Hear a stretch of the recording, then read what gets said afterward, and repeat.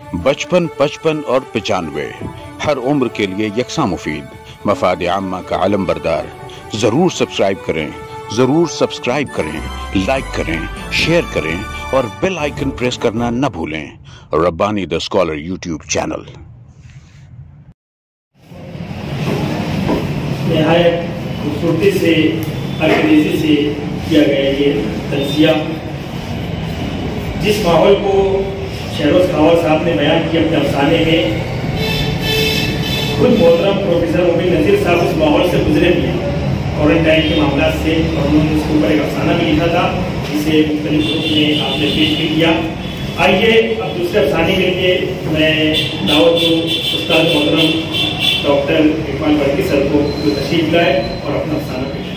Hemingway America का एक मशहूर राइटर है, नोबेल laureate, उसका एक अफसाना बुल फाइट के ऊपर मैं ट्रांसलेट कर रहा था। उसी दौरान यूरोप में और अमेरिका में लिखे गए कुछ क्रिसमस के ऊपर अफसाने मिले। अब मैं वो सब देखता चला गया।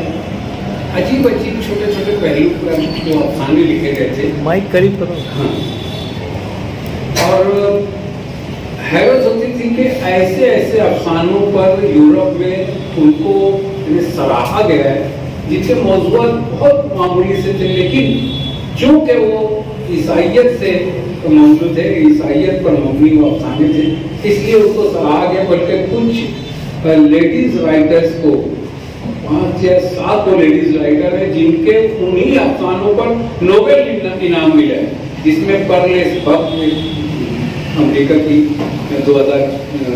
1906 या और उसके बाद तो उसको नोबेल मिला था। उसके बाद नाडिन गॉर्डिन साउथ अफ्रीका से, और ये ना पूरे यूरोप, अफ्रीका, अमेरिका जहाँ भी अंग्रेजी लिखी पड़ी या दूसरी जबानों में भी क्रिश्चियनिटी के ऊपर अफसाने लिखे गए हैं। उन पर तो उसी वक्त सीधा साधा एक छोटा सा मौजू के ट्राई करना चाहिए हमारे पास क्या कमी है, तो एक मौजू को मैंने पेश करने की कोशिश की है। और यकीनन इस दावे से यह अफसाना पेश कर रहा हूँ कि रिजवान रब्बानी को भी आसानी से समझ में आ जाएगा। उन्वान है बरकत। सड़कें जिंदगी की अलामत और जिंदगी की अक्कास होती हैं। उनसे वहाँ की बस्ती और उन्हें इस्तेमाल करने वाले लोगों की तहजीब और उनका तमद्दुन भी आश्कारा होता है। उनसे लोगों के फलसफे हयात, उनके तख़य्युलात और अक़ायद और तौक़ीमात का भी पता चलता है।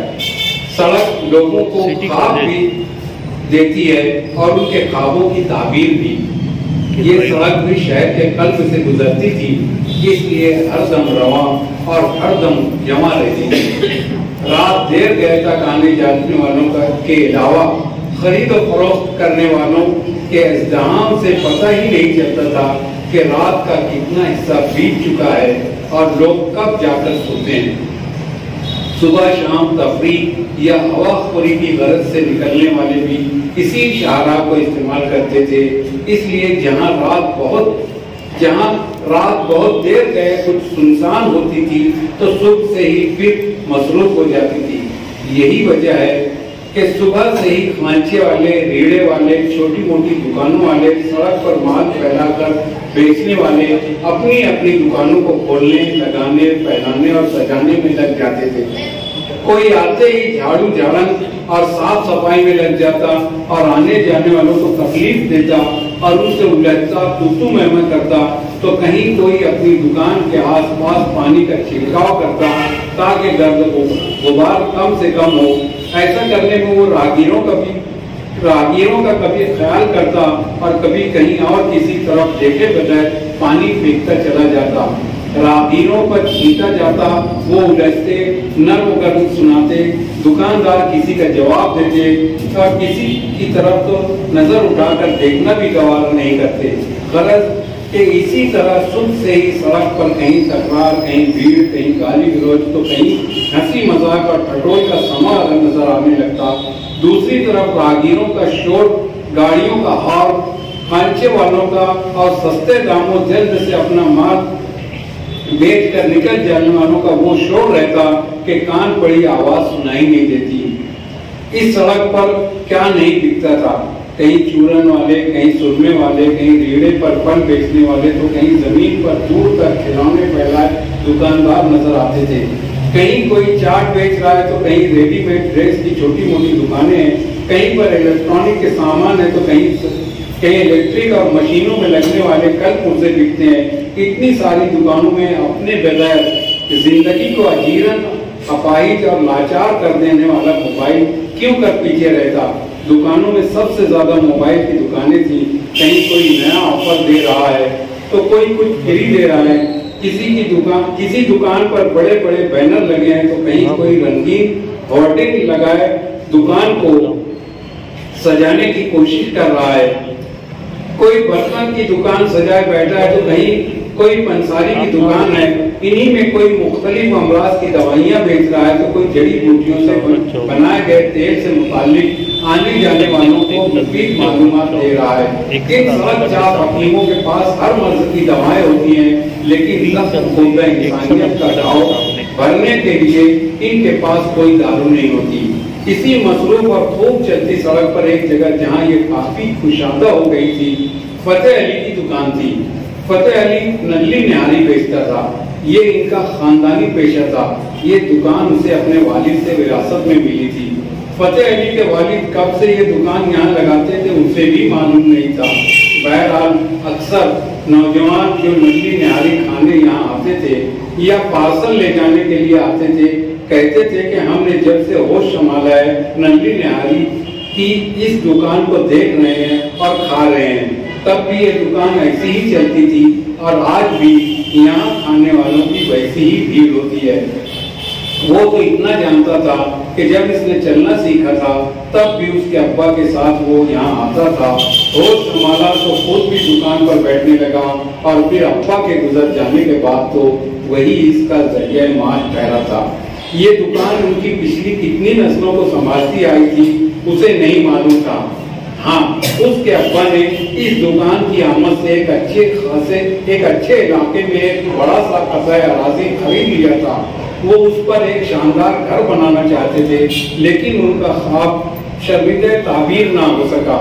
انہوں نے دکان کو ترقی دی، دکان کے پیچھے ایک بڑا حصہ خالی پڑا تھا، انہوں نے اس پر کرسیاں اور مونڈے ڈال دیے، لوگ کھانے آتے تو دیر تک بیٹھتے اور اس طرح ان کا کاروبار خوب چلتا۔ کچھ دنوں بعد انہوں نے ایک ٹیپ ریکارڈر بھی لگوا دیا تھا جس پر مشہور قوالیوں کی خبریاں بجتی تھی۔ یہ خبریاں بھی لوگ سنتے تو دیر تک بیٹھتے اور اس طرح ان کی آمد بڑھتی گئی تھی۔ جب سے فتح علی دکان پر بیٹھنے لگا تھا اس نے قوالیوں کے ساتھ فلمی گانوں کے CDs بھی استعمال کرنی شروع کر دی تھی۔ لوگ آتے اس سے فرمائش کر کے پسندیدہ فلمی نغمے سنتے، کھاتے اور ایک پلیٹ کی جگہ 2-3 پلیٹ کھا جاتے، لیکن اس کا ایک اصول تھا۔ فتح علی نے کچھ سوچ کر کے اصول نہیں بنائے تھے، بس بنتے بنتے بن گئے تھے۔ وہ جب صبح فجر بعد دکان شروع کرتا تو پہلے اپنے ہوم تھیٹر پر قرات کی CD لگاتا، یہ تقریباً آدھ پون گھنٹے تک چلتی تھی۔ اس دوران وہ اپنی دکان سجاتا، کرسیاں میدان میں لگاتا، مونڈوں کو ان کی جگہ رکھتا، اپنا چولہا سیٹ کرتا اور اس کے بعد نہاری کا کڑھاوا اس پر رکھتا، اپنے بیٹھنے کی کرسی کو اچھی طرح رکھتا، اس کے بعد 2-3 اگربتیاں جلاتا اور ان کی مخصوص جگہوں پر انہیں ٹھونس دیتا تھا۔ اس دوران اگر کوئی گاہک آ جاتا اور جلدی کرتا یا پارسل طلب کرتا تو وہ ناراض ہوتا اور گاہک کو بھی ڈانٹ دیتا۔ کچھ کلمہ ضرور بھی کرنے دے، بتی لوبان بھی لگانے دے۔ میاں خالی پیسہ ہی سب کچھ تھوڑی ہے، ارے جو دیتا ہے پہلے اس کا تو نام لے لینے دے۔ ہاں، تو بھی کھانے سے پہلے اس کا نام لیا کر، نہ درود نہ فاتحہ، چلے آئے کھانے کھلانے۔ فتح علی غصے میں ڈانٹتا، لیکن لوگوں کو اس کا ڈانٹنا بھی اچھا ہی لگتا تھا۔ معلوم نہیں کیوں لوگوں کو اسے بولتے ہوئے سننے میں بھی مزہ ہی آتا تھا۔ ویسے یہ بھی مشہور ہی تھا کہ دن بھر میں جس نے فتح علی کو بولتے سن لیا وہ خوش قسمت ہے۔ فتح علی دکان پر کیا بیٹھتا اس کا منہ بند ہو کر رہ جاتا۔ گاہک آتے اسے چھیڑتے بولتے تکرار کرتے کچھ تکرار کرنے کی کوشش کرتے لیکن فتح علی بس کبھی منہ اٹھا کر انہیں دیکھ لیتا اور کبھی ہاتھ ہلا کر اور کبھی ہاں نہیں کے لیے زور زور سے اپنی گردن ہلا دیتا اور بس کبھی کبھی تو آنکھوں کی حرکتوں اور پیشانی پر پڑنے والے بلوں سے ہی جواب دے دیتا۔ لوگ بھی عادی ہو گئے تھے، ان کی لطف اندوزی کے لیے اتنا بھی کافی ہوتا۔ اس کی یہی گونگی یا بغیر آواز والی حرکات و سکنات میں ایک قسم کی بے ساختگی ہوتی اور لوگوں کی تفریح کا سامان بن جاتی۔ ایسا بھی نہیں تھا کہ فتح علی بالکل نہیں بولتا تھا، کبھی ناگزیر ہوتا تو اس کے منہ سے ایک دو لفظ نکل بھی جاتے، لیکن اس کے یہاں آنے والوں میں ایک آدمی ایسا بھی تھا جس سے اس کی خوب بنتی تھی۔ وہ اس سے خوب ہنس ہنس کر باتیں کیا کرتا تھا۔ وہ اگر آ جاتا تو اس کی دکان پر بھیڑ بھی بڑھ جاتی تھی۔ لوگ پارسل لینے کے بہانے یا کبھی وہیں بیٹھ کر کھانے کے بہانے اس کے سامنے کھڑے ہونے لگتے۔ دراصل وہ فتح علی کو بولتے ہوئے سننا چاہتے تھے اور دیر تک کھڑے رہتے، لیکن فتح علی جس سے اس طرح بات کرتا تھا دکان پر مجمع لگنے سے وہ جلد اٹھ جاتا۔ وہ جس سے اس طرح گھل مل کر کھل کر اور باب و بحال ہو کر بات کرتا تھا وہ اس کا پرانا دوست امین الدین تھا۔ امین الدین بھی ایک دکاندار ہی تھا، لیکن اس کا کاروبار دوسرا تھا۔ اس کی دکان بھی فتح علی کی دکان کے بالکل مخالف سمت میں تھی۔ وہ مغرب میں تھا تو دوسرا مشرق میں۔ امین الدین کی دکان شہر کے مشرقی کنارے پر تھی۔ یہی وجہ ہے کہ دونوں کی ملاقات بھی مشکل سے ہوتی تھی۔ کبھی کبھی تو بس اسی صورت میں ان کی ملاقات ہوتی کہ امین الدین ہی فتح علی کے پاس آ جاتا، ورنہ فتح علی کو کہاں فرصت تھی کہ وہ کہیں آئے جائے۔ ایک دن جب امین الدین فتح علی کی دکان پر پہنچا تو تقریباً 10 بج چکے تھے۔ وہ سامنے موجود گاہکوں کو نپٹا رہا تھا۔ اسے دیکھتے اس نے اشارہ کیا اور اپنے قریب بلا کر اپنی بغل میں ہی اس کے بیٹھنے کا انتظام کیا۔ جب کچھ دیر بعد اسے فرصت ملی تو اس نے امین الدین کے لیے چائے کا آرڈر دے دیا، لیکن وہ آج امین الدین سے بھی کچھ بول نہیں رہا تھا۔ امین الدین کو دیکھ کر ایک دو لوگ ان کے قریب آئے بھی تھے، لیکن فتح علی کا منہ اکڑا اکڑا دیکھ کر دھیرے سے کھسک گئے۔ بہت دیر بعد آخر امین الدین ہی نے پوچھا، کیوں دھندا مندا ہے کیا؟ موڈ خراب ہے؟ وہ بولا، موڈ تو برابر ہے۔ اس کے بعد ہاتھ بڑھا کر ہونٹ دے کر کی آواز کو کم کرتا ہوا بولا، ایک بڈھے نے دماغ خراب کیا ہے۔ کیا بڈھے نے دماغ خراب کیا ہے؟ وہ مارے حیرت کے پوچھے چلا جا رہا تھا، کون بڈھا؟ کہاں ہے؟ تو کیا بول رہا ہے ایک بڈھا، پتہ نہیں کہاں سے آتا ہے، لیکن جب بھی آتا ہے دن بھر کا دھندا خراب کر دیتا ہے۔ فتح علی اب بھی غصے میں ہی معلوم ہوتا تھا۔ وہ کچھ دیر چپ رہا، پھر بولا، میں کئی دن سے تیرا راستہ دیکھ رہا تھا، تو بھی آتا نہیں تھا۔ اس نے شکایت کی، میرا مال ٹول ناکے پر پھنسا ہوا تھا، بھاگ دوڑ میں تھا۔ وہ بولا، مگر وہ بڈھا کرتا کیا ہے؟ کیا بولتا ہے؟ کرتا تو کچھ بھی نہیں ہے، کچھ بولتا بھی نہیں ہے، لیکن ہے منحوس، بالکل منحوس۔ اس کے چہرے پر غصے کے آثار صاف ظاہر تھے۔ ابھی کچھ بولتا بھی نہیں، کرتا بھی نہیں، پھر وہ منحوس کیسے ہو گیا؟ تو کیا بول رہا ہے؟ میرے تو کچھ پلے نہیں پڑتا۔ امین الدین عاجز آتا ہوا بولا۔ فتح علی کچھ دیر سے خالی نظروں سے دیکھتا رہا، پھر بولا، تجھے معلوم ہے میں دکان سویرے لگا دیتا ہوں، دکان لگتے ہی گاہک آنے لگتے ہیں، سویرے سے دم نہیں لینے دیتے، دوپہر تک تانتا بندہ رہتا ہے، لیکن جس دن یہ منحوس بڈھا آ جاتا ہے سارے گاہک جیسے کہیں اڑ جاتے ہیں یا کسی جھاڑ پر چڑھ کے بیٹھ جاتے ہیں، کوئی آتا ہی نہیں، سارے دن کا دھندا خراب ہو جاتا ہے۔ میں شروع سے دیکھ رہا ہوں، کیا وہ نندی نہار لینے آتا ہے؟ اس کے دوست نے پھر پوچھا، نہیں، نہاری بھی نہیں لیتا، بس ادھر سے دکان کے سامنے سے گزر جاتا ہے اور بس سالا جیسے گاہکوں کے لیے کالی بلی ہے وہ کہ اس نے راستہ کاٹا اور سارے گاہک غائب ہوئے۔ اب ایک ایسی بات کرتا ہے، کسی کے سامنے سے گزر جانے سے تیرے گاہکوں کا کیا واسطہ؟ تو ذرا دکان پر توجہ دے، فالتو بات کرتا ہے۔ امین الدین نے آخرکار اسے ڈانٹ دیا، میں دکان پر بہت دھیان دیتا ہوں، میرا تجربہ ہے یہ بڈھا جس دن آیا اس دن کا دھندا چوپٹ ہوا، 1 مہینے سے اوپر ہو گیا ہے، میں برابر دیکھ رہا ہوں۔ فتح علی اب بھی اسی جوش اور اعتماد سے بول رہا تھا۔ امین الدین کو آخرکار متاثر ہونا ہی پڑا۔ اس نے پوچھا، کب آتا ہے وہ بڈھا؟ روزانہ آتا ہے یا کبھی کبھی 2 دن تک لگاتار آتا ہے، کبھی 2 3 دن نہیں آتا؟ وہ بولا، اچھا کب آتا ہے؟ بس یہ سمجھ لیں 9 اور 10 بجے کے بیچ میں آتا ہے. ایک بار آتا ہے اور دوسری بار لوٹ کے جاتا ہے دکان کے سامنے سے. امین الدین کے دل میں تجسس جاگا کہ کون ہے جس کے ادھر سے گزرنے سے فتح علی کی دکان کے گاہک کم ہو جاتے ہیں. فتح علی سے معلومات ملنے کے بعد اس نے روزانہ 9 بجے سے 10 بجے تک اس کی دکان پر آ کر بیٹھنا شروع کر دیا. 3-4 دن ہو گئے تھے لیکن نہ وہ بڈھا آیا اور نہ فتح علی کا دھندا چوپٹ ہوا اور نہ ہی اسے کسی سے شکایت ہوئی. امین الدین بھی سوچنے لگا کہ شاید کوئی وہم تھا جو فتح علی کے دل میں گھر کر گیا تھا. بہرحال وقتی تھا اور اب جاتا رہا. اس لیے اس نے فیصلہ کر لیا کہ اب کل سے نہیں آئے گا اور اس جھنجٹ سے باہر نکل آئے گا.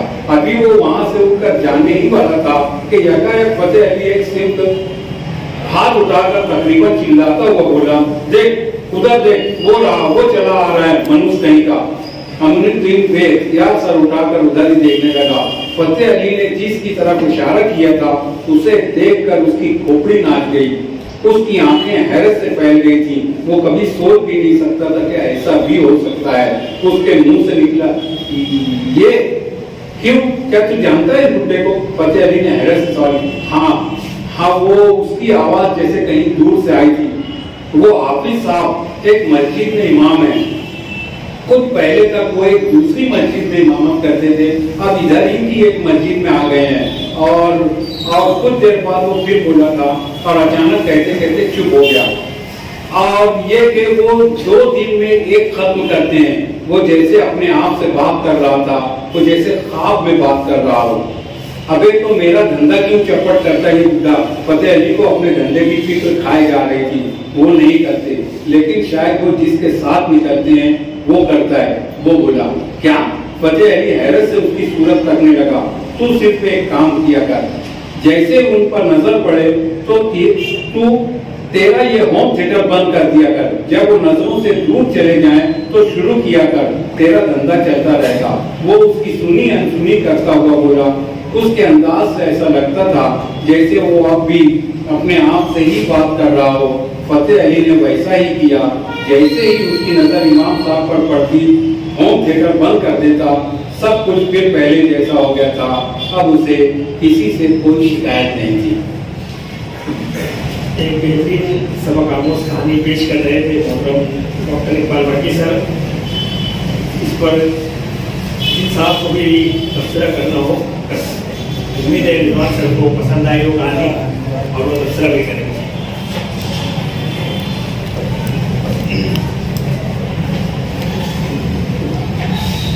جیسا کہ ڈاکٹر اقبال بھٹی صاحب نے یہاں پر آتے ہی وقت کہا کہ اتنی سادہ کہانی لے کر آ رہا ہوں کہ رضوان ربانی کو بھی سمجھ میں آ جائے گی, اور یقیناً یہ بات سچ ثابت ہوئی.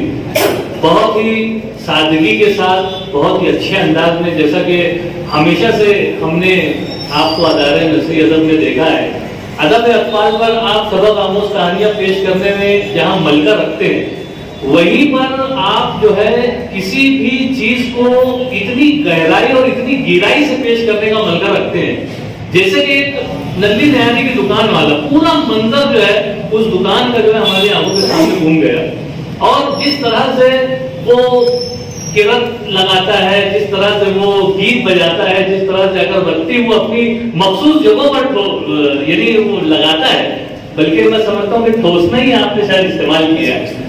تو یقیناً یہ ساری چیزیں, پانی کا چھڑکاؤ کرنا, اس سے پہلے بھی آپ کی کہانی میں یہ پانی کا چھڑکاؤ جو ہے وہ آ چکا ہے. ادب اطفال کی کہانی تھی, اور یقیناً وہ جو نقشہ آپ نے پیش کیا تھا, آپ پیش کر رہے تھے اور میں محسوس کر رہا تھا کہ میرے جوتے پہ چھینٹے پڑے کچھ, کیونکہ اکثر یہ ہوتا تھا. نماز کے لیے میں اپنے گھر سے جب جس وقت نکلتا تھا عصر کی, اور میرے مسجد سے میرا مکان جو ہے بہت قریب ہے, 40 قدم کا ہے فاصلہ.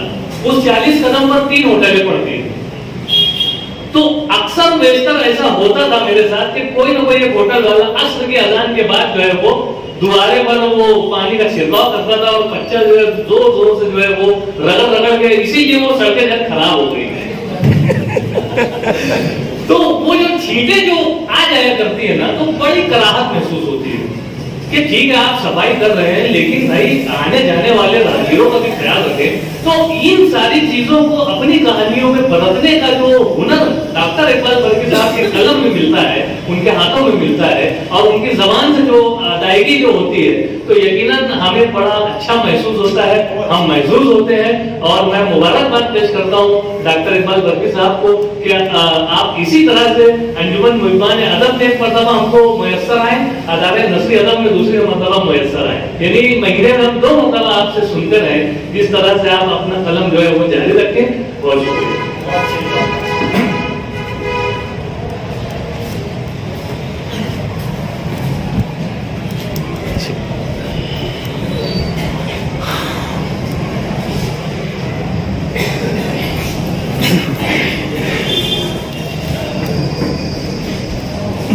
استاد محترم ڈاکٹر اقبال برقی سر نے بہترین منظر نگاری، مکالمہ نگاری کے ذریعے سے اپنی کہانی کو، اپنے افسانے کو، اصل میں سر کہانی پیش کرتے ہیں اس لیے جو ہے کہانی زبان پر آ جائے، بار بار اپنا افسانہ جو ہے وہ پیش کیا ہے. اور جو تھیم سر نے بتائی تھی، جو موضوع کو لے کر کے سر نے یہ افسانہ لکھا ہے، تو اس کو نبھانے میں سر پوری طرح سے کامیاب رہے ہیں. میں اس پر جس جذبے سے سر نے یہ افسانہ لکھا ہے اس کو میں سلام کرتا ہوں، اور اس کو کامیابی سے نبھانے پر سر کو مبارکباد پیش کرتا ہوں. شکریہ.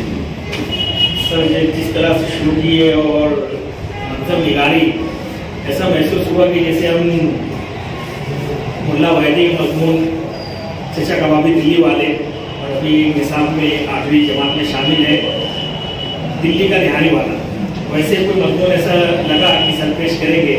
واقعی اور بہت سارے الفاظ کے تلفظ جو ابھی تک کہ میں غلطی پڑھتا تھا، لکھنے میں تو سمجھ میں نہیں آتا، پڑھنے میں وہ سر کے قرأت کے دوران واضح ہوئے کہ اس کا تلفظ یہ درست ہے. بہترین افسانے پر سر کو بہت بہت مبارک. اور کوئی صاحب تبصرہ کرنا چاہے تو تبصرہ پیش فرمائے. پھر اس کے بعد میں اس کے اوپر جو تفصیل لکھا ہے میں دعوت دوں گا ڈاکٹر صاحب. پوری کہانی کلائمیکس سے ہی اڑا کے منظر نگاری میں جو کیے انہوں نے رضوان ربانی صاحب نے بہت اچھے انداز سے ان کی منظر نگاری کو پیش کر دی.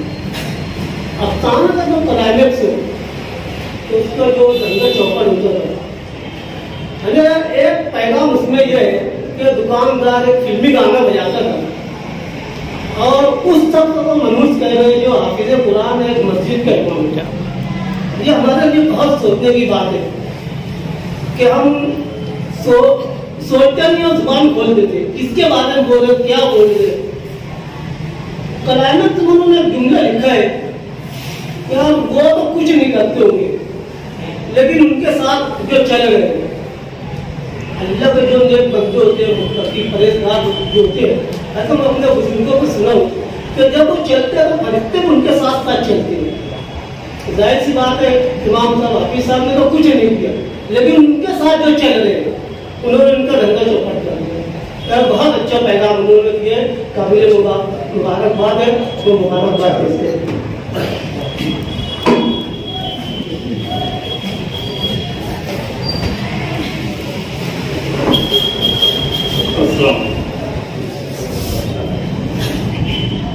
اقبال برقی صاحب نے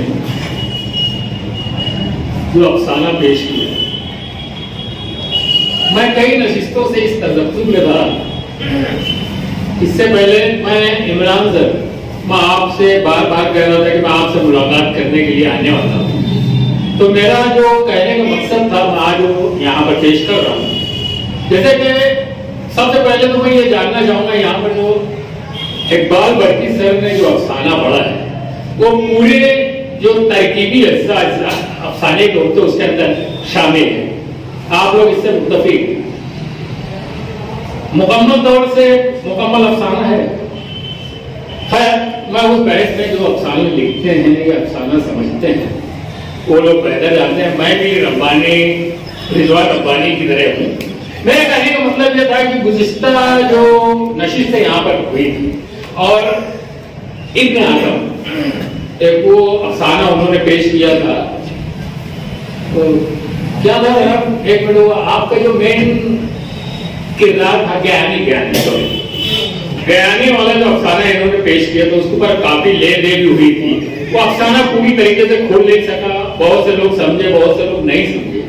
تو میرا کہنے کا مقصد میں بھی آخر میں اس تعلق سے کہا تھا, میرے کہنے کا مقصد یہ ہے کہ افسانہ مجھ کو تو اپنے اقبال ورگی سر جو ابھی افسانہ پیش کیے سمجھ بھی گئے, پورا افسانہ کھل بھی گیا کیا ہے معاملہ. اب میں اس بحث میں نہیں پڑھوں کہ اس کے اندر افسانے کے تمام فنی جزیات جو ہوتے ہیں وہ ہیں یا نہیں, لیکن آپ نے افسانہ پڑھ کر یہاں پر پیش کیا تو مجھ کو اچھا لگا, پورا مکمل طریقے سے سمجھا. اس میں کوئی یعنی سسپینس کریٹ نہیں کیا گیا اور سامعین کو سوچنے میں مجبور نہیں ہونا پڑا یا کہ کیا اس کا ابھی کچھ راز کھلا ہے.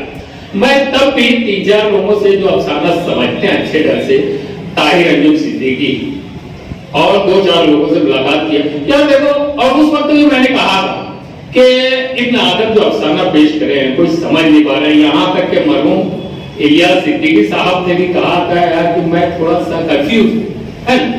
تو میں یہ کہہ رہا تھا کہ جب کوئی سمجھ نہیں پا رہا ہے تو جو مصنف جس پہ اس تخلیق کار ہے جو پیش کر رہا ہے وہ افسانہ, وہ اس کے بعد ایک پلاٹ ہوتا ہے, ایک تھیم ہوتا ہے اور وہ اس کے ارد گرد اپنا افسانہ بنتا ہے. تمہارے ابن آدم ہی بتائیں کہ جب تمام لوگ تذبذب کا شکار ہیں, تمام لوگوں کو کلیئر نہیں ہو پا رہا ہے ان کا افسانہ وہ پیش کیا کرنا چاہ رہے ہیں, تو یہ ایک مصنف اور تخلیق کار ہی بہتر طریقے سے یہاں پر پیش کر سکتے. لیکن میں جن لوگوں سے ملاقات کیا تو زیادہ تر لوگوں نے مجھ کو یہی کہا کہ بھئی افسانہ کہنے والے نے افسانہ کی تخلیق کر جو افسانہ لکھنے والے تھے افسانہ پیش کر دیا, یہاں پر اس کا رول ختم ہو گیا.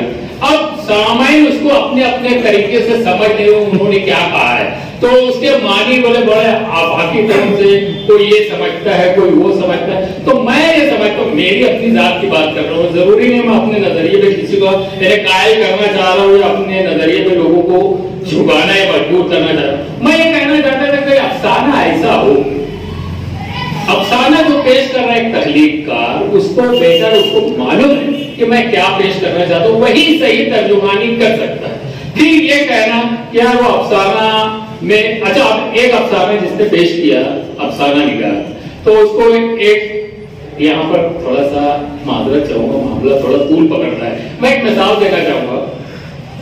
غالب کا ایک شعر تھا, اس شعر کو 4 نامور روزگار بڑے بڑے علم ادب کے جو قدآور شخصیات اس میں شمس الرحمان فاروقی اور انہی کے ہم 4 لوگوں نے, علامہ اقبال سر ان کے ایک شعر کا تمام 4 لوگوں نے اس کی تشریح پیش کی تھی اور باقاعدہ کئی صفحات لکھی. اور یقین جاننا میں بڑی دلچسپی سے اس کو پڑھا, 4 کے خیالات مختلف تھے.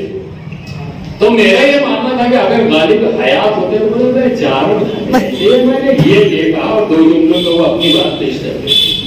میرے کہنے پر کیونکہ دیکھو ایک شاعر اپنے شعر کے اندر جو چیز پیش کرنا چاہتا ہے, میرے پاس ایک مثال اور, ایک شخص اپنے استاد کے پاس پہنچے اور بولے سر یہ دیکھیے شعر ہو, تو انہوں نے کہا کہ یہ شعر میرے حساب سے برابر نہیں ہے, اس کو ایسا کیسا ہونا چاہیے. تو اس شاگرد نے اپنے استاد سے کہا سر میں جو کہنا چاہتا ہوں آپ سمجھ ہی نہیں پا رہے ہیں اس شعر کو. تو کہنے کا مطلب جو بھی شخص جو تخلیق کار جو بھی چیز کریٹ کرتا ہے, جو تخلیق پیش کرتا ہے, اس کو اس کی آگہی ہوتی ہے وہ کیا کہنا چاہتا ہے, اس کا پلاٹ کیا ہے, اس کا تھیم کیا ہے. تو میں اسے روز یہی بات یہاں پر رکھا تھا کہ میں ابن آدم کو ہو سکتا ہے ابن آدم کو بھی برا لگا ہو یا ایسا. تو مین چیز یہی ہے, جو آدمی جو لکھتا ہے تخلیق کار ہے وہی بہتر جانتا ہے کہ وہ یہاں کیا پیش کر رہا ہے, اور اس کے مختلف طریقے سے یہ الگ سمجھ رہا ہے, وہ الگ سمجھ رہا ہے, یہ الگ سمجھ رہا ہے. تو یہ چیز میرے کو سمجھ میں نہیں آتی ہے. جب اگر کوئی اس طریقے سے تم اس کی ترسیل ہی نہیں کر پائے, سامعین تک کا آپ کی بات, آپ کا مقصد, آپ کا پلاٹ, آپ کی تھیم اگر نہیں پہنچ رہی ہے, تو میں یہ سمجھتا ہوں بھیا آپ جو ہیں اپنی جگہ فیل ہیں. یہ میری سمجھ ہے بھیا, میرے کو افسانے کی اتنی زیادہ نالج نہیں. تو میں اسی سلسلے میں عمران کو بولا کرتا تھا یار کہ میں آؤں گا, میری جو غلط فہمی ہے یا خوش فہمی ہے یہ چیز میری کلیئر کر دی. تو میں چاہوں گا मेरे दोस्त, अगर कुछ किसी को कोई खराब लगा और मैं कहाँ तक का सही हूँ और कहाँ तक का गलत हूँ, हो सकता है मेरे बाद कोई आकर मेरी इस बात पर रजो मुझको मुतमईन कर ले, उसके बाद मैं अफसाना निगाह अफसाना बहुत ज्यादा ईमान से इज्जत करूंगा। हाँ, ये कहते हैं, ये मेरे को बहुत पसंद आया, एकदम क्लियर मेरे को इनका कहने का मतलब पूरी मंजर निगारी में बहुत बहुत मुबारकबाद दूंगा। ये मंजर कशी में इकबाल सर जो है, इकबाल बर्की सर, इनका अपना एक काम है, बहुत अच्छी मंजर कशी करते हैं, ये बाकायदा वहां तक का पहुंचा देते हैं। तो तस्वीर में फिल्म सही की स्टोरी चलती है। बहरहाल मेरी लड़न पे जो है मेरा जो ऑब्जेक्शन है, मैं मुतमईन नहीं रहता ऐसे अफसानों से, जैसे बोलते हैं भैया वो ये भी चलो ये माने अलामती अफसाना है, मेरे को तो अलामत भी मजाक से समझ में नहीं आती। एक तो वो खड़ा होता है वो कुछ बोलता है, वो खड़ा होता है वो कुछ बोलता है, वो खड़ा, इसका मतलब मेरे हिसाब से चारों समझ नहीं पाए। लेकिन मेन चीज जो कावड़ ही बदला सकता है, उसने क्या कहा। अभी तो खैर कावड़ का जो अफसाना था माशाल्लाह एकदम क्लियर था, कोई बात कोई डिफिकल्ट कोई बहुत ज्यादा सोचने में नहीं और सामान्य को परेशान भी नहीं किए और तमाम लोग तरीके से पहुंच गए, उनका जो पैगाम था वो पहुंच गया। लेकिन बयानी वाला जो मामला है वो जो है वो मेरे समझ से बाहर, तो मेरे उनसे भी कोई शिकायत नहीं है। लेकिन जब मैं बाहर निकला कई लोगों से बोले नहीं बोले वो बहुत सही है, उनका बोले रोल खत्म हो गया, उन्होंने पेश कहा तुम कुछ भी समझो, हाँ अफसाना समझो या मत समझो तुम्हारी अपनी दे। तो जैसे फिल्म आई थी ना अमिताभ बच्चन की कौन सी जिसमें डबल रोल था यार, वो हाथ पे 6 लिख देता है और बोलता है आपको क्या नजर आता है, तो बोलता है आखिरी रास्ता, तो बोलता है वो बोलता है 9 लिखा हुआ है, ये लिखे रहते हैं कि 6, बोलता तुम तुम्हारी जगह सही हो और मैं मेरी जगह सही हो। तो वो बात भी समझ में आती। लेकिन यहाँ चर्चा चाहिए एक चीज का, एक अफसाने का 4, 5, 7 लोग अलग अलग ढंग से कर रहे हैं और असल मौजूद और असल अफसाना खुले ही नहीं रहा, तो अफसाना कौन खोलेगा? तो ठीक कहा। तो मेरी बात ये हो सकता है भैया कोई उसको खाया करता तो बहुत शुक्रिया करूँगा, बाकी कुछ कहा सुना हो तो माफ करें।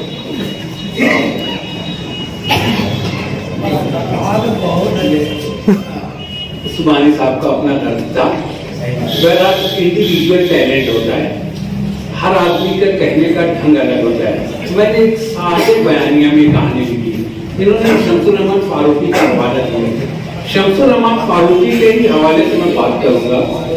शमसुल रहमान फारूकी की शायरी की, वो शायरी भी करते थे, तनकीद निगाह से नस्ल निगाह से, लेकिन शायरी भी करते थे। वो गद्य सोख्ता नामी उनका मजमूआ जो है शायर हुआ था, उसमें एक शेर था, उस शेर को लेकर मैंने उनको खुद खत लिखा। हैरत होती है कि शमसुल रहमान फारूकी का कभी भी मैंने किसी भी किताब के अंदर वो पढ़ा होगा, हैरत होती है कि शमसुल रहमान की का जवाब है ये शेर पर, उनके अपने खुद के शेर पर। वो शेर था कि पत्थर की भूरी ओट में लाला खिला था कल, आज उसको तोड़ ले गई 2 बच्चियां जनाब। पूरा अलामती शेर था। तो उसने लिखा कि आप कहना क्या चाहते हैं। पहला खत मैंने इसे लिखा कि ये शेर है गंजी सोख्ता में आपका, क्या कहना चाहते हैं आप। मैं पहुंच नहीं पाया। तो उन्होंने कहा कि यार वो छोटे घर में बच्चे होते हैं, अगर कोई घर ऐसा हो जहाँ 3-4 बच्चियां और किसी एक बच्चे को कोई खिलौना लाकर दे दिया जाए तो दूसरे बच्चे किस तरीके से उसके पीछे लपकते हैं और उसको छीन कर जिसके हाथ में आता है वो लेकर भाग जाता है। मैंने वो बात क्या बूढ़ी सी बात कर रहे हैं, मैं तो लिखा बोला कमाल है, आप जैसा आदमी है अगर अपने ही शेर की इस तरह उसकी तैयारी करेगा तो कैसे चलेगा। मैं तो मुझको बहुत हैरत हुई कि आप लिखे। उन्होंने लिखा कि आपने क्या समझा।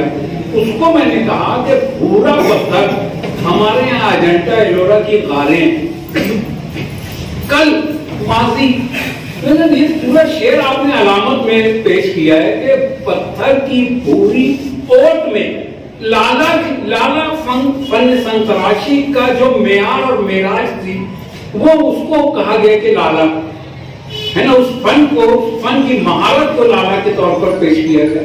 अब मैं तो इसको ये समझ रहा हूँ कि ये उस फन की मेराज है, वो लाला कल खिला था। लेकिन हिंदुस्तान में जो 2 बच्चियां आई वो दोनों बुत परस्ती के खिलाफ थी, उन्होंने तोड़ ले गई उस लाला को, तोड़ ले गई मतलब उसको खत्म कर दिया।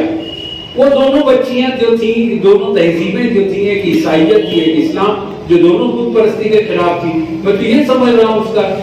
تو ان کا آخری جو خط تھا انتردیشی، وہ یار ہاں کچھ ایسا ہوتا ہے اس میں، بس ایک جملے کا جواب تھا. تو یہ انڈیویجول ٹیلنٹ ہوتا ہے، ہر آدمی جو ہے بات کو اپنے ڈھنگ سے کرتا ہے. بہت ساری بات ہمارے بھاری کی سمجھ میں آتی ہے، بہت ساری بات نہیں سمجھ میں آتی. تو ہم بہرحال افسانہ بھی بہت سے دور سے گزر کر یہاں اب واپس بیانیہ کی طرف پھر سے آیا ہے، اور میں نے اسی کو پہلے پیش کرنے کی کوشش کی ہے. ورنہ مختلف ادوار یہاں پر زاویے کے حساب سے بھی افسانے لکھے گئے ہیں، اور ضرب اور جمع تفریق کے حسابی افسانے بھی لکھے گئے ہیں. اگر آپ کو دیکھنا چاہیں تو پرانے جو شبخون کے جو شمارے آتے تھے، شمس الرحمان فاروقی ایک رسالہ نکالتے تھے، اس میں آپ دیکھ سکتے ہیں کہ اس قسم کے آئے ہیں افسانے، علامتی آئے ہیں، سرریلسٹک آئے ہیں، کیوبک آئے ہیں، اور بہت ساری طریقے کے آئے ہیں. باقی ڈاکٹر مسعود انگریزی کے کافی ایکسپرٹ ہیں، فرانس میں جو چلنے والی تحریکیں تھیں اس سے جو واقف ہیں ان پر بھی افسانے لکھے گئے ہیں. تو یہ ہم بعض اوقات افسانے کو یا سراہتے ہیں، بعض اوقات افسانہ نگار کو، بعض اوقات صرف تحریر سے ہم لطف اندوز ہوتے ہیں. یہ انڈیویجول ٹیلنٹ لکھنے کا ہوتا ہے. انڈیویجول کیپیسٹی جو ہوتی ہے وہ انڈرسٹینڈنگ کی ریڈر کی بھی ہوتی ہے، اس کی بھی ایک کیپیبلٹی ہوتی ہے، وہ کہاں تک کے پہنچتا ہے. تو بہرحال آپ نے اپنے خیالات کا اظہار کیا، اپنی برملا اپنا دکھ ہم لوگوں کے سامنے رکھ دیا، اس کے لیے شکریہ. یہ میری تھوڑی سی وہ تھی، اس کے لیے معذرت. بہت بہت شکریہ. آئیے اس افسانے پر تجزیہ لکھا ہے محترم لیک انور سر نے، وہ آئے اپنا تجزیہ. افسانہ برکت کا ایک ڈاکٹر اقبال بردی صاحب کا شمار شہر کے ممتاز مقام ہوتا ہے. آپ نے کئی دائمی سے عزیز کی حقیقت پر ایک سما بنایا ہے. افسانے اور غیر افسانے یعنی فکشن اور نان فکشن دونوں شعبوں میں اپنے قلم کی جولانیاں دکھائیں گے. خاص طور پر شروع میں خاکہ نگاری، بچوں کی کہانیاں، کامکس، ناول کے علاوہ افسانہ نویسی میں بڑھتی دلچسپی ان کی ہمہ جہت قلم کی رماز ہے. شہر کے ادبی منظرنامے پر آپ کی شناخت ایک استاد، مبصر و نقاد اور ادبی رہنما کی ہے، لیکن ادیب الاخبار کی حیثیت سے آپ کو ملکگیر شہرت حاصل ہے. زیر نظر افسانہ برکت کا حکایتی بیانیہ، جزیات نگاری اور چھوٹے چھوٹے تحریر آمیز جملے ان کی مشفقانہ و مربیانہ شخصیت کا پرتم ہے. کردار نگاری کو موجودہ افسانے میں مرکزی حیثیت حاصل ہے. تمیداً سڑک سے ابتدا کرتے ہوئے آپ اس کے ساتھ ساتھ بہت دور تک چلے جاتے ہیں. شروع کی انشا نگاری ڈاکٹر محمد اسد اللہ کی سڑک کی یاد دلاتی ہے. آگے بڑھنے پر کرشن چندر کا افسانہ تو فرلانگ سڑک نظر کے سامنے آتا ہے. کرشن چندر کا تو مکمل افسانہ سڑک کے احوال پر ہی مبنی ہے، لیکن باقی سب ان دونوں سے علیحدہ راہ اپناتے ہوئے اپنے منفرد بیان اور طرز راہ میں افسانے کو نیا موڑ دیتے ہوئے شخصیت کی طرف لے آتے ہیں. فتح علی کا کردار موجودہ ہندوستان کے پسماندہ مسلمان طبقے کا نمائندہ کردار ہے، اور موجودہ حالات میں مسلمانوں کی پسماندگی اور نیم خواندگی کا اعلامیہ بن کر سامنے آتا ہے. اس کی معصومیت و جہالت، طرز و ادا اور اس کا افسانی تحیر کاری کے درمیان اس کے کردار کو دلچسپ بناتا ہے. فتح علی آبائی پیشے سے منسلک ہے. وہ نلی نہاری کی دکان پر روزانہ پابندی سے وزر کرتا ہے. کراس اگربتی اور لوبان سے برکت حاصل کرنے کی کوشش کرتا ہے. اسی کے ساتھ اس کا متضاد رویہ اور مادیت پرستی کے دن بھر ہوم تھیٹر پر فلمی گیت بجاتا ہے. اس کی خاموشی اور حرکات و سکنات کی بے ساختگی لوگوں کے لیے سامانیہ تفریح ہے. اس کا کچھ بول دینا مجمع لگا دیتا ہے. اس کے دوست کے ساتھ اس کا رویہ افسانے کو اور دلچسپ بنا دیتا ہے. اسی انداز میں افسانہ آگے بڑھتا ہے کہ اچانک افسانہ نئے موڑ پر اصل موضوع کی طرف آ جاتا ہے. उस वक्त तो कारी को मजीद हैरत होती है कि पाबंदी से विरुद्ध करने वाला, क़िरात-उल-क़ुरान से बरकत हासिल करने वाला, मस्जिद मोहल्ले की मस्जिद के इमाम साहब का जिक्र, जो बुजुर्ग भी हैं, कैसे हाफिज भी हैं, बड़े जाहिलाना अंदाज में करता है। उसका जुमला बुद्धि में दिमाग खराब कर दिया, या उसका ये जुमला, लेकिन मनहूस है, बिल्कुल मनहूस। उसके दोस्त को भी आजिज़ कर देता है। पता है कि हाफिज साहब का सरापा बयान नहीं करता, जिसकी कमी खटकती है कि अफसाना निगात को पुरस्कार अंदाज में सही उनका हुलिया बयान करना है। पता है कि हाफिज साहब को देखकर इतना परेशान है और उनके बारे में ज्यादा कुछ बताने से आजिज है।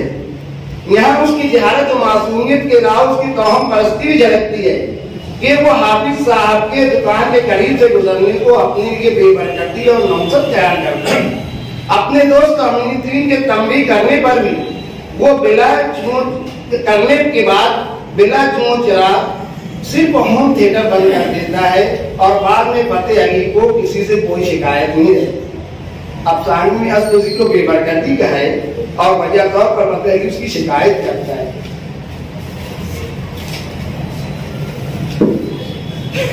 अफसाना निगार को दाद देना चाहिए, वो बेबरकती को हाफिज साहब की बेहुरमती और एहानत का असर कर डालता है। उसके नजदीक दरअसल बरकत ये है कि बुजुर्गों का एहतराम मलहूज है, इसीलिए उसने अफसाने का उन्वान बरकत रखा है। वरना जाहिरी तौर पर अफसाने में कोई ऐसा करीना मौजूद नहीं जो बरकत को जाहिर करता हो। हाँ, बेबरकती का जिक्र इस अफसाने में तजस्सुस पैदा करता है और कारी को उसकी वजह जानने पर उकसाता है। जल्दी इस बात की तौजीह कर दी जाती है कि असल मामला क्या, क्यों और कैसे है। लेकिन अफसाना निगार ने यहाँ बहुत ही जुज़रसी से काम लिया है और इजमाली तौर पर सिर्फ इशारों में मामला खत्म कर दिया है। इसकी वजह से अफसाने की फिजा में दिलचस्पी का अंसुर बढ़ गया है। अफसाना कारी को सोचने और गौर करने पर उकसाता है और शायद यही अफसाने की खूबी है। अभी शमसुद्दीन रहमान फारूकी साहब का जिक्र चल रहा था, उन्होंने कहा है कि इबहाम अफसाने में हुस्न पैदा करता है और यही जवाब हजरत का भी है कि इबहाम अफसाने में हुस्न पैदा करता है, उसमें डायमेंशन पैदा करता है, कई जहत पैदा करता है। जरूरी नहीं अफसाने जिस जहत पर लिखा गया है कारी उसी जहत पर उसको महसूस करे। कारी अपनी सतह पर अपने मियार से अफसाने को या शेर को महसूस करता है, ये अदब का तकाजा है। वो बहस अलग है, आज का बहस का मौजूद नहीं है। कि डॉक्टर बल्कि साहब के पास ग्रुप का खजाना है जिसे वो शाहाना तौर पर खर्च करते हैं। हुर्फ इस्तिस्ना लेकिन का इस्तेमाल उन्होंने तकरीबन 14 या 15 मरतबा किया है। इसी तरह और वो इस जिस बस कभी कहीं जैसे लफ्जों और हुरूफ से तब्यीन का काम लेते हैं। उनके हुरूफ की कसरत उनके उसलूब को दर्शाती है। शायद इन हुरूफ के इस्तेमाल में कमी अफसाने के मियार को मजीद बुलंद कर सकती। ये जुमला मुकर्रर दरमियान में आ गया। दरअसल अफसाने में ये पैगाम दिया गया है कि बुजुर्गों की नाकदरी और उनकी बेअदबी नुकसान का बास होती है। हैरत की बात है कि दिन भर होम थिएटर पर गाना बजाने से बेबरकती नहीं होती, लेकिन इस दौरान सिर्फ हाफिज साहब के गुजर जाने से दिन भर की बरकत उड़ जाती है। जैसा कि ऊपर बयान किया गया है, फतेह अली खुद विरोध करने वाला मजहबी मिजाज कर सकते हैं, मगर हाफिज साहब के कहीं उसका रवैया कारी के जहन में अजीब सा इंतशार और बेचैनी पैदा करता है। मैं समझता हूँ कि अफसाने का तकाजा कारी के अंदर तहजीर पैदा करना है। अलबत्ता किसी दूसरे तरीके से ये मराज तय होता, शायद अफसाना कुछ और गहराई और तासीर में बढ़ जाता। इन सब के बावजूद डॉक्टर इकबाल बरकी साहब ने एक दर्दमंद अफसाने निगार की हैसियत से तामीर पसंद फिक्र को अफसाने का उन्वान बनाया है। माशरे की एक आम बुराई के ज़िम्न में अखलाकी कदरों के इन्हिताज, समाजी रिश्तों की पामाली, ये जितना वो हाफिज साहब के रवैये से पेश आता है और साफियत के अलमिया को संजीदगी से पेश किया गया है। एक वाइज की हैसियत से नासिहाना अंदाज इख्तियार न करते हुए अफसानी रंग में उन्होंने बुराई की तरफ इशारा किया है और उसके नुकसान को दिलचस्प पैराए में पेश किया है।